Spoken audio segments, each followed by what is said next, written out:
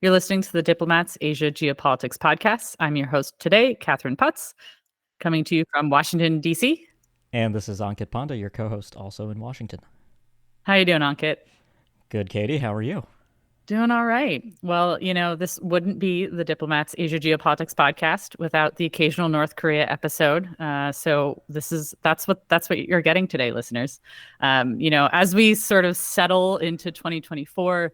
North Korea has again been in the headlines, particularly with Kim Jong-un making some rather belligerent remarks over the past month. For example, in late December, during the plenary session of the Central Committee of the Workers' Party of Korea, Kim appeared to kind of shift perspective on the relationship between North and South Korea. He described relations as being between two belligerent states. And then about 2 weeks later, during a visit to a munitions factory, he described the Republic of Korea, South Korea, as the, quote, principal enemy, and stated that he had, quote, no intention of avoiding a war. Lucky for us, Ankit is precisely the right person to ask to help in parsing what these sort of rhetorical shifts really mean in the context of the sort of ever-evolving geopolitical cauldron that is Northeast Asia. Ankit, aside from that very brief overview, what did Kim say in the last month that has really drawn so much attention? Yeah, so I think you hit it on the head here, which is the big topic among Korea watchers is what does North Korea's apparent abandonment of the longstanding objective of Korean unification portend for the Korean Peninsula, right? This is a pretty significant change. It sounds pretty innocuous, I think, to a lot of people, right? The idea of Kim Jong-un describing North and South Korea as two hostile or countries in a hostile relationship, because that's intuitively how I think a lot of people think about the Korean Peninsula, two different countries. But until Kim made this statement, and this remains true for South Korea, both Koreas constitutionally lay claim to the entirety of the Korean Peninsula's territory, right? The Korean War ended in an armistice in 1953. That armistice did not fundamentally resolve the political question behind the Korean War, which very much remains unfinished. And now North Korea has apparently decided to set aside the objective of unification, with Kim Jong-un acknowledging that the two Koreas should be seen as two states instead of one people, so to speak. So there's a lot going on here, right? Because this, for the purposes of North Korean propaganda, this is sort of setting aside the pan-Korean nationalism that had animated North Korea's and South Korea's approach to unification. Now, South Korea hasn't reciprocated this, right? So South Korea continues to treat unification as an imperative. North Korea is trying to make this more credible. So the advantage of taping this podcast on January 22nd is that we've had a few weeks to kind of observe what this has meant in practice. So just a couple observations here. Kim will dismantle monuments to unification in North Korea. The North Koreans have shut down a bunch of their overseas Korean propaganda websites, kind of touting unification and North Korean propaganda to Korean audiences. So this, I think, does represent the most meaningful policy shift in North Korea since Kim Jong-un took power, right? So pretty significant overall. None of the nuclear weapon stuff was new because North Korea was pursuing nuclear weapons before Kim Jong-un arrived. He simply accelerated that process and crossed some important thresholds. But this moving away from unification is a meaningfully important shift, I think. I think that's a really great observation in terms of how the first thing that you mentioned, sort of how the international community sort of views the two Koreas as two separate Koreas. But that is, in the grand scope of global history, a pretty short period of time. And something that I noticed when I was in South Korea last year, how sort of many Koreans, particularly older Koreans, would describe, all Korean people as being Koreans. There's no North Koreans, there's no South Koreans, there's just Koreans. And this seems to sort of be a different way of approaching that, and that will be interesting to watch. How was sort of Kim's statements processed in the South Korean sort of psyche, in the South Korean media? What was the government's reaction to these statements, and then has that been reflected sort of in any kinds of evidence of public interest in it? Yeah, so, I haven't been to South Korea since this was decided, obviously, by North Korea, but the reaction largely seems to be one of surprise and shock, I think, in a lot of South Korea. This is, North Korea doesn't make these kinds of drastic policy shifts. It is a country Hmm. that is known largely for continuity, ideological, strategic. But this is an important shift. There have been some indicators. Last year, for instance, a couple times North Korea used the phrase Republic of Korea to refer to South Korea in its own propaganda. And there was a debate that what were they doing this in a sarcastic way to poke fun at South Hmm. Korea? Because traditionally they call South Korea sort of the puppet forces or the puppet regime of the United States, kind of denying them that status of statehood. But using that phrase Republic of Korea, I think, got some people's attention. Katie, you sort of got me thinking that one observation also to be made here is about, I mean, the idea of revisionism on the Korean Peninsula more generally, right? Because let's face it, I mean, more than 70 years now since the end of the Korean War, the idea of Korean unification, if you're sitting in Pyongyang under a liberal democratic South Korea, or if you're sitting in Seoul under a Marxist Leninist North Korea, for both Koreas, that is a revisionist threat to be avoided, right? Both Hmm. Koreas, of course, talk about unification, peaceful unification under some kind of arrangement. But the reality is, if you again look at demographic trends in South Korea, you talked about how the older generation, some of whom were born in North Korea, many of whom have family in North Korea, view unification as a emotive, non-negotiable, strategic Hmm. imperative. But that is starting to shift, and now. It's interesting to me because Kim Jong Un is a young leader. He's a millennial. For him, I don't think unification necessarily has potentially the same salience that it did for his father and his grandfather. But Hmm. also, it's interesting to see this decision come after North Korea has sealed in its status as a nuclear power in its own right. All right, the idea of forcible regime change in North Korea is no longer really on the table. Well, in some fringe circles, perhaps, but it's not a serious policy option.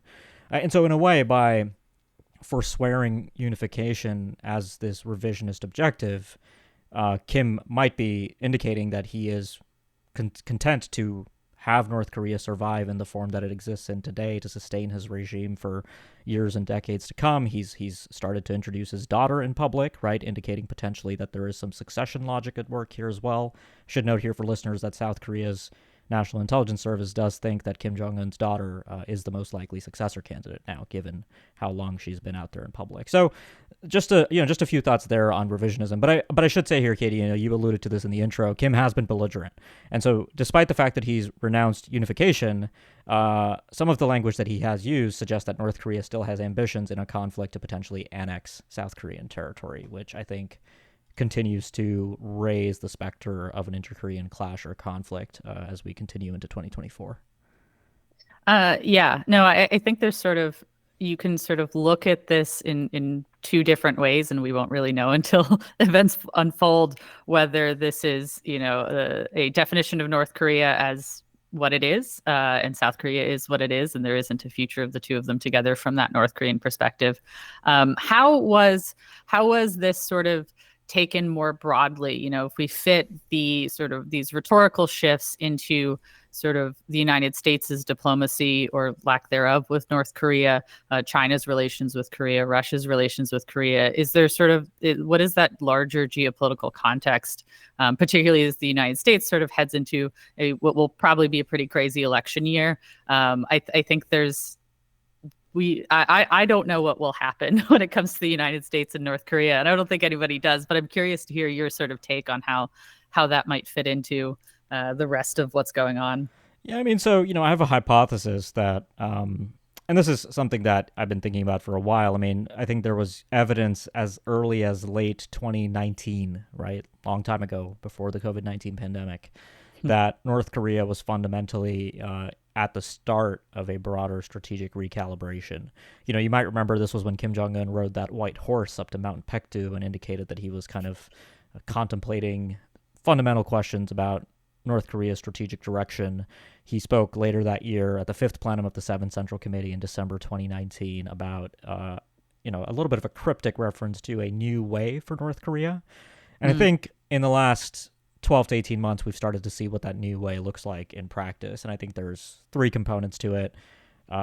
First one, of course, full throttle, pedal to the metal on nuclear and military modernization, the least surprising component of all of this. The second one, I think, is doubling down on relations with China, but more importantly, tripling down on relations with Russia, which we've covered in detail on a recent podcast, which listeners can go back and listen to for the really interesting ways in which North Korea and Russia have forged ahead amid Russia's war against Ukraine. There's a long list of quid pro quos for both countries to benefit from. And the third component appears to be this fundamental recalibration of inter-Korean policy into abandoning the unification objective. I should also note here, South Korea is about to have a National Assembly election, and I think some of this is also designed to rock the boat in South Korean politics. This has already been noted by several South Korean analysts. The North Koreans, for instance, in South Korea, the progressives have sort of blamed the Yoon administration, which is hawkish towards North Korea, for kind of stoking this reaction from Pyongyang. So that, too, I think, is at play here. But fundamentally, I think we've seen North Korea lay the groundwork for this broader strategic recalibration. And Katie, you also asked about, U.S.-North Korea diplomacy.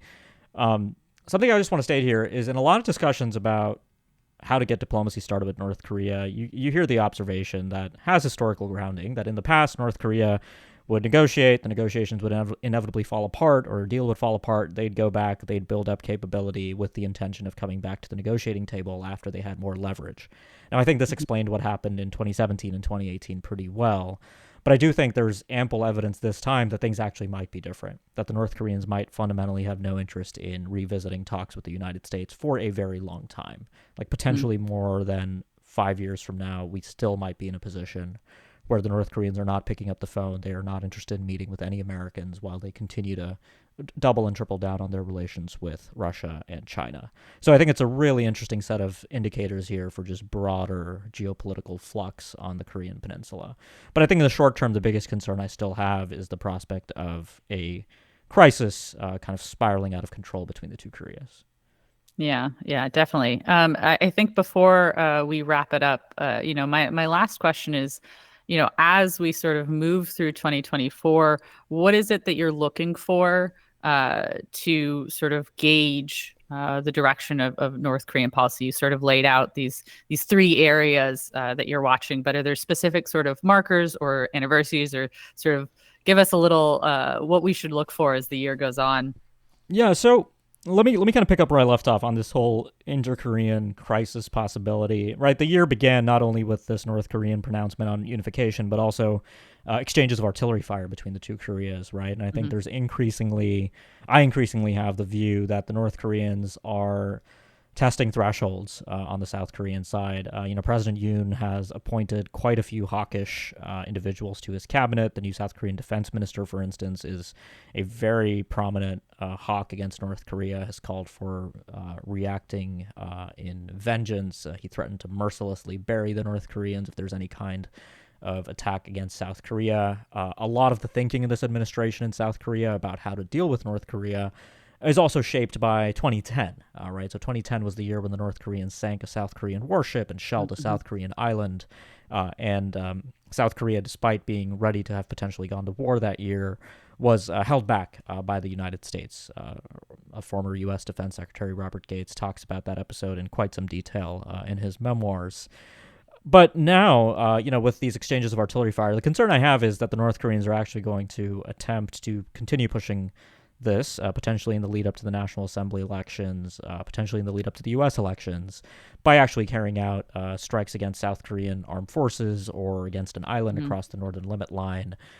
And the big concern, and we've sort of seen evidence of this with the Yoon administration, is that South Korea then reacts disproportionately. And this is not a theoretical concern, right? We've seen several incidents where the South Koreans have actually reacted in a disproportionate manner. So just a couple examples, in November 2022, when North Korea launched like 23 missiles in a single day, one of those missiles landed across the northern limit line, which was unprecedented.